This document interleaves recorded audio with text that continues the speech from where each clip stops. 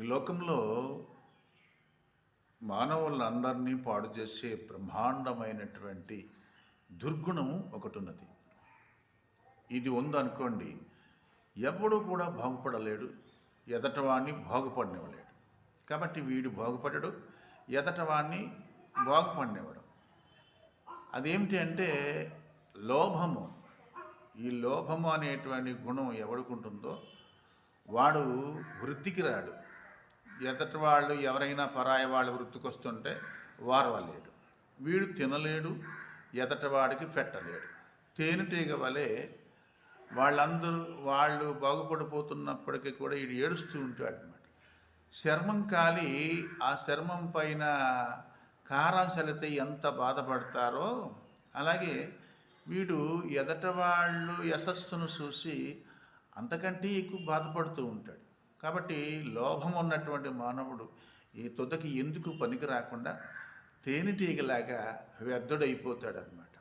లోకంలో చాలామందికి ధనం ఉంటుంది, కానీ ఆ ధనాన్ని వీళ్ళు ఏం చేస్తారంటే కొంతమంది చెడ్డ కార్యాలకి ఉపయోగించి దుర్వినియోగం చేస్తారు. మరికొంతమంది అయితే ఆ ధనాన్ని వాడుకున్నటువంటి ధనాన్ని మంచి కార్యాలకు ఉపయోగించి సద్వినియోగం చేసుకుంటారు. కాబట్టి ఒక రూపాయి ఉందంటే ఆ రూపాయి వలన పుణ్యం వస్తుంది, పాపం వస్తుంది.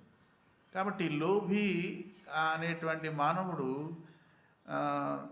పరిశుద్ధంగా పరిపూర్ణంగా తినలేడు, ఎదట వాళ్ళు తింటూ ఉంటే ఓర్వలేడు. కాబట్టి ఈ లోభగుణం ఉన్నటువంటి మానవుడు ఎన్ని తిప్పలు పడ్డా, ఎన్ని రకరకాలుగా ఎంత సంపాదించినా తేనెటీగ వలె వాడు సంపాదించిందంతా దారైపోయేవాడు పాలైపోతుంది. కనుక పాపం వ్యసనమును పొంది మరణిస్తాడు.